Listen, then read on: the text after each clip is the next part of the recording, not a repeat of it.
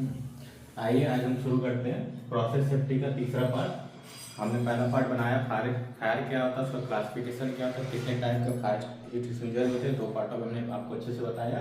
तीसरे पार्ट में हम MSDS के बारे में पढ़ेंगे, जिसका फुल फॉर्म होता है मटेरियल सेफ्टी डाटा शीट। इसको पढ़ने से पहले मैं बता दूं कि क्या है, आजकल एग्जाम में सेफ्टी पॉइंट से क्वेश्चन मैक्सिमम पूछे जा रहे हैं, ज़्यादा पोर्शन उनका आ रहा है, तो बच्चे इसको पढ़ने के लिए कहाँ से खोजें, मिल नहीं रहा उनको। क्या पढ़ें, बहुत से चैनल है यूट्यूब पे पढ़ाने वाले जिन्होंने बहुत सी चीज़ें पढ़ा रखी है, लेकिन बच्चे इतना याद नहीं रख पाते और ज़रूरी भी नहीं है, वो फालतू की चीज़ें पढ़ाते हैं। इन टॉपिक में हम क्या क्या क्वेश्चन पूछे जा सकते हैं MCQ, उन्हीं के बारे में चर्चा करेंगे, बाकी फालतू की बातें नहीं करेंगे। तो आइए शुरू करते हैं। MSDS क्या होता है? MSDS क्या होता है तो बताएं। पहले हमने देखिए, आपने लिखा syllabus for chemical engineering process safety. SPCL में जिसका अभी एग्जाम होने वाला है, उसने सिलेबस रिलीज किया था। उसमें प्रोसेस सेफ्टी सेक्शन 11 है, उसमें क्या क्या टॉपिक दे रखे हैं, उसका सिलेबस आप जाकर देखेंगे, उसमें पता चलेगा किस किस टॉपिक उसने दे रखे, उन्हीं टॉपिकों से वो MCQ पूछेगा, क्वेश्चन पूछेगा इस एग्जाम में। तो इस बार उसने नए 3 टॉपिक ऐड किए हैं। प्रोसेस सेफ्टी ऐड किए हैं, एक आर्टिफिशियल इंटेलिजेंस करके ऐड है, एक और टॉपिक ऐड है। उन तीनों सेक्शन के बारे में हम डिस्कस करेंगे। इसलिए पहला सेक्शन 11 सेक्शन है, 11 नंबर वाला सेक्शन है, ठीक है। आज उसका लास्ट टॉपिक है, इसमें बचेगा आपको टॉक्सिक गैसेस, उसके बारे में अगले वीडियो में पढ़ेंगे। तो आइए शुरू करते हैं। MSDS का फुल फॉर्म होता है मटेरियल सेफ्टी डाटा शीट। इसको हम आजकल सेफ्टी डाटा शीट भी बोलते हैं, सेफ्टी डाटा SDS। इसको आजकल हम सेफ्टी डाटा शीट भी बोलते हैं। कहीं कहीं मटेरियल सेफ्टी डाटा शीट होता है, कहीं कहीं सेफ्टी डाटा शीट है, तो कंफ्यूज नहीं होने का, दोनों का मतलब वही होता है MSDS। एक क्या होता है, एक केमिकल या फिर हजारस मटेरियल का सेफ्टी इंफॉर्मेशन शीट होता है। मतलब एक ऐसा शीट होता है जिसमें हम किस केमिकल की सेफ्टी के बारे में बताया जाता है कि उसको हम कैसे स्टोर करेंगे, किस टैंक में स्टोर करेंगे, अगर उसमें आग लगती है तो कौन सा फायर एक्सटिंग्विशर यूज करेंगे, वो केरोसिन नेचर का होता है कि नहीं, उसकी प्रॉपर्टी बताता है, वो फ्लेमेबल है कि नहीं, टॉक्सिक है कि नहीं, हार्मफुल है कि नहीं, हजारस है कि नहीं, कि तो फिर उसकी स्टोरेज कैसे करेंगे, उसको हम डिस्पोजल कैसे करेंगे। डिस्पोजल मतलब उसको हम कैसे एनवायरमेंट में छोड़ना उसको बोलते हैं, ठीक है। उसको हम डिस्पोजल कैसे करेंगे, उसकी प्रॉपर्टी, हजारत की हैंडलिंग, इन सब के बारे में इंफॉर्मेशन देता है। एक सेफ्टी डाटा शीट होता है जिसमें केमिकल या हजारस मटेरियल का सेफ्टी इंफॉर्मेशन प्रोवाइड होता है। सेफ्टी इंफॉर्मेशन का मतलब क्या प्रोवाइड होता है, उसमें ये प्रॉपर्टी, ये सब चीजें प्रोवाइड होती हैं। इसमें एक मेन इंपॉर्टेंट पॉइंट जो इस बार के एग्जाम में पूछा था, उसने IOCL JEA 2026 अभी का जो करंट एग्जाम था उसमें पूछा था, उसमें पूछा था ओसा के अंदर कितने सेक्शन होते हैं, ओसा के अंदर कितने सेक्शन होते हैं। तो मटेरियल सेफ्टी डाटा शीट के अंदर जितने सेक्शन हो, तो वही ओसा के सेक्शन वही होते हैं, ठीक है। ओसा भी सेफ्टी से रिलेटेड पॉइंट है, MSDS भी सेफ्टी से रिलेटेड पॉइंट है, दोनों एक ही तरीके से होते हैं। तो उसमें भी 16 सेक्शन होता है, MSDS में भी 16 सेक्शन होता है। It contain 16 section. इन्हीं 16 सेक्शन का इंपॉर्टेंट है। इन सेक्शन का कहने का मतलब होता है, इसमें 16 सेक्शन दे रखे हैं, ठीक है। सारे सेक्शन आपको याद रखना कठिन है, फिर भी आपको एक शॉर्ट ट्रिक बता दूंगा। और सेक्शन में से मैं 4 सेक्शन, जैसे चौथा सेक्शन, 5वां सेक्शन, छठा सेक्शन, 8वां सेक्शन और 14 सेक्शन, ये 6 सेक्शन जो है इंपॉर्टेंट, इन्हीं सेक्शनों से क्वेश्चन पूछता है। जैसे कि कोई केमिकल है, जैसे मान लो H2SO4 है, वो कौन सा अगर स्पॉइल होता है, मतलब फैलता है, तो कौन सा PP यूज करेंगे, ठीक है। उसको फायर फाइटिंग मतलब किस तरीके से इसको कंट्रोल करेंगे, कौन से सेक्शन में आता है, उसको मैन्युफैक्चरर या सप्लायर द्वारा जो प्रॉपर्टी दी गई है कौन से सेक्शन में आती है, उन्हीं सेक्शनों के बारे में इसमें डिस्कस किया जाएगा आगे। तो आइए शुरू करते हैं, हम 16 सेक्शन क्रम से देखते हैं।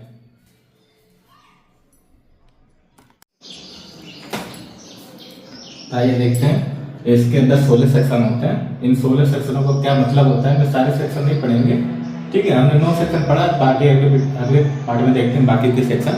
इन सेक्शनों की एक बार जानकारी देख लेते हैं क्या क्या बताते हैं। उसमें से जो इंपॉर्टेंट सेक्शन है उसके बारे में अच्छे से डिटेल से पढ़ेंगे। जैसे एग्जाम्पल के तौर पर पहले समझाता है, जब एग्जाम्पल समझ जाओगे इन सेक्शन का कहने का मतलब क्या होता है। एग्जाम्पल पे जैसे लिखा हमने H2SO4 का मटेरियल सेफ्टी डाटा शीट, जो क्या होता है material safety data sheet H2SO4 का क्या बताता है।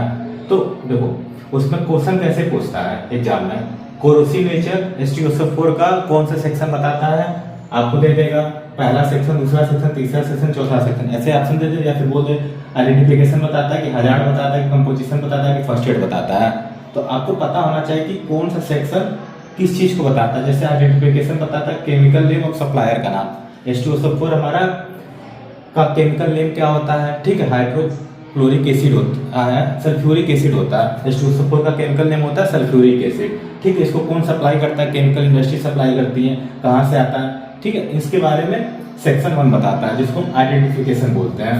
इसका कोरोसिव नेचर कौन बताता है, कोरोसिव नेचर मतलब ये क्या करता है, जंग लगने का कारण बनेगा कि नहीं, ठीक है। तो सेक्शन 2 बताता है हजार्ड, जिसमें हम उसकी केमिकल की कितना टॉक्सिक है, ठीक है, जहरीला है, फ्लेमेबल मतलब जलने वाला है कि नहीं जलने वाला है, कोरोसिव नेचर, हार्मफुल सिग्नेचर, तो मतलब उसका साइन भी कभी कभी पूछता है एग्जाम में, हार्मफुल जैसे दे देगा ये किसका साइन है,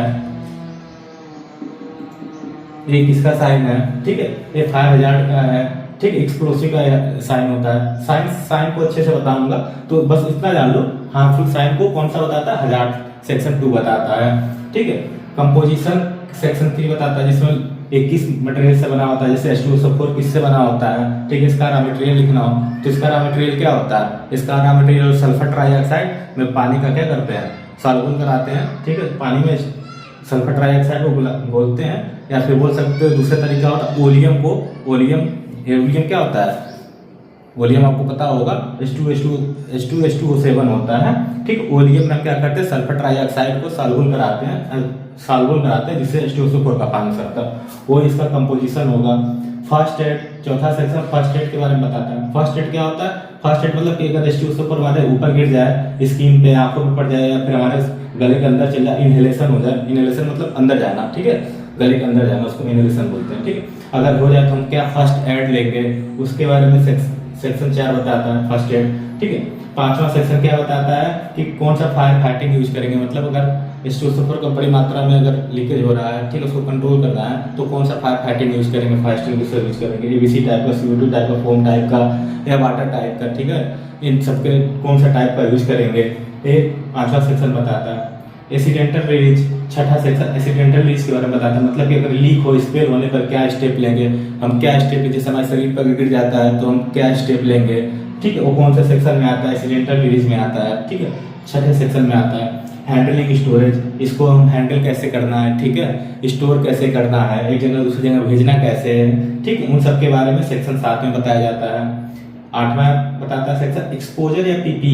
एक्सपोजर मतलब अगर फैल जाए, ठीक है, पीपी मतलब कौन सा पीपी यूज करेंगे, हम इसको हैंडल करते समय ग्लव्स का यूज करेंगे, गॉगल का यूज करेंगे, कि फेस शील्ड का यूज करेंगे, ठीक है, किस चीज कौन सा पीपी यूज करेंगे इसको हैंडल करने के लिए, वो सेक्शन 8 में बताया जाता है। नवा सेक्शन इसकी फिजिकल प्रॉपर्टी बताता है। फिजिकल प्रॉपर्टी का मतलब एक ऐसा होता है, कलरलेस होता है, ऑर्डरलेस होता है, ठीक है, इसकी स्मेल कैसी होती है, इसकी बॉइलिंग पॉइंट, फ्रीजिंग पॉइंट, इसका फ्लैश पॉइंट, इन सब के बारे में इसकी जो फिजिकल प्रॉपर्टी होती है, ये सेक्शन 9 में बताता है, ठीक है। ऐसे ही और 10 से 11 बात कर रहे हैं। 14वां सेक्शन इंपॉर्टेंट है।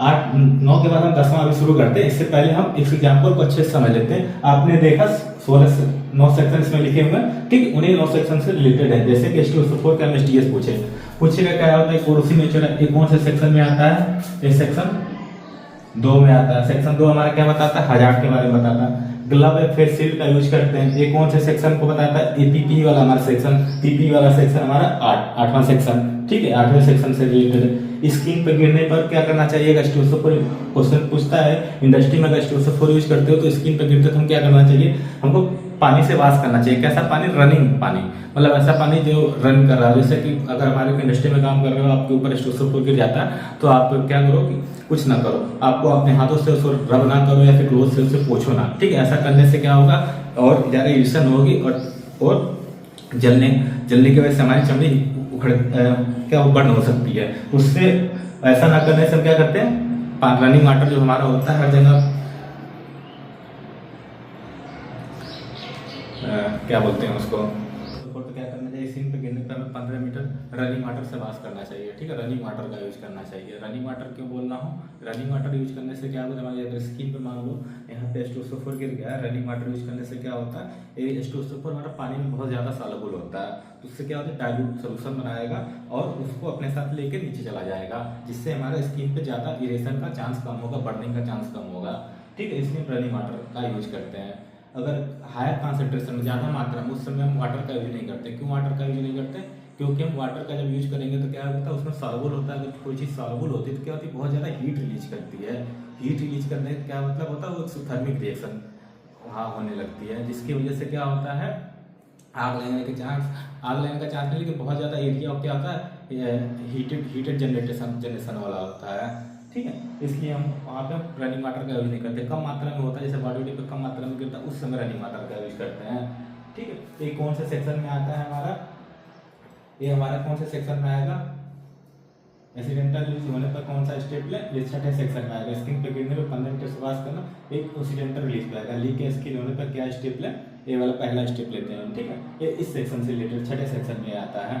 ठीक है, आप देखते हैं फायर में डायरेक्ट लिखा है, फायर में डायरेक्ट डेंजरस नहीं बट हीट जनरेट करता है, वही ये फायर में डायरेक्ट इन्वॉल्व नहीं होता बट हीट जनरेट करता है। तो हमारा एमएसडीएस क्या होता है आपने समझा। ठीक, अब उसके आगे हम पढ़ते हैं 10 से लेकर 14 तक क्या होते हैं।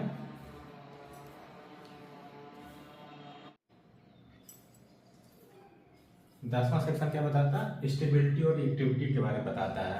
मतलब कि हमारा केमिकल हमारा कितना स्टेबल है, कितना रिएक्टिव मतलब रिएक्शन करता है, तो कैसा उसका नेचर एक्सोथर्मिक है तो इंडोथर्मिक है, मतलब हीट रिलीज करता है कि हीट एब्जॉर्ब करता है, उसके बारे में सेक्शन 10 बताता है।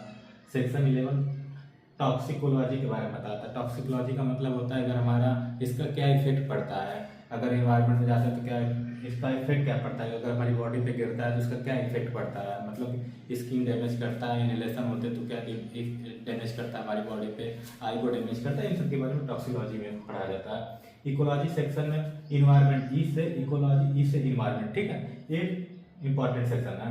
इकोलॉजी 12वां सेक्शन होता है जिसमें इन्वायरमेंट पे इसका क्या इफेक्ट पड़ेगा। ठीक है, पानी में अगर डालते तो क्या इफेक्ट है, सॉइल को क्या डैमेज करेगा, केमिकल यूज कर रहे हैं। ठीक है, एयर का पॉल्यूशन कितना करेगा, वाटर में कितना पॉल्यूशन करेगा, इन सब के बारे में इकोलॉजी सेक्शन बारे में पढ़ते हैं जो इन्वायरमेंट इफेक्ट के बारे में बताता है। फिर 13 डिस्पोजल के बारे में सेक्शन बताता है, इसको कैसे डिस्पोज करना है। 14 ट्रांसपोर्ट के बारे में, इसको कैसे ट्रांसपोर्ट करना है, दूसरे कैसे भेजना। ठीक है, उसके बारे में 14वां सेक्शन होता है। 5वां सेक्शन रेगुलेटरी के बारे में। रेगुलेटरी का मतलब जो भी जैसे ओसा हो गया, एमएसडीएस हो गया, ठीक है, ठीक है, और सारे भी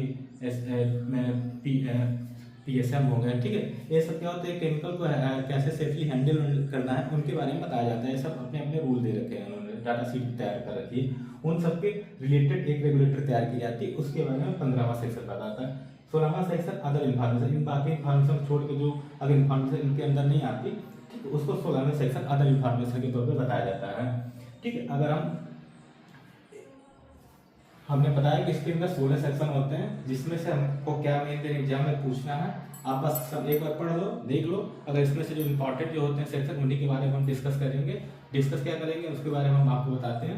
जैसे फर्स्ट एड, चौथा सेक्शन, इसके बारे में पढ़ना है।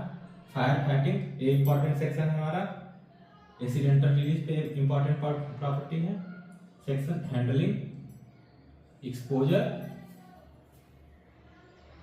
इकोलॉजी और ट्रांसपोर्ट। एक और फिजिकल प्रॉपर्टी रख लो और हैजार्ड। ठीक, ये हमारी जो है सेक्शन, यही इंपॉर्टेंट सेक्शन है, यहीं से क्वेश्चन मैक्सिमम एमसीक्यू पूछता है। जैसे कि आपको एमसीक्यू पूछेगा कि